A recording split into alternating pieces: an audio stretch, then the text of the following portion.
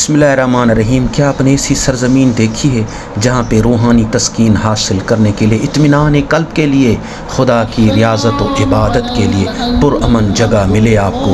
وہ ہے سرزمین کربلا، جس پر نواز رسول نے اپنی قربانی دے کر آنے والی نسلوں کو امن، محبت، الفت کا سبق دیا، ظلم کے خلاف بولنے کا درس دیا اور خدا کے قریب ہونے کا راستہ دکھایا۔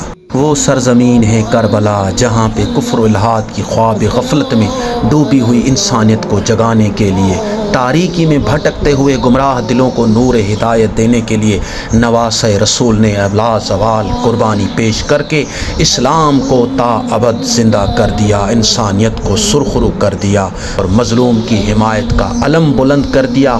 وہ ہے سرزمین کربلا۔ صلی اللہ علیہ وسلم۔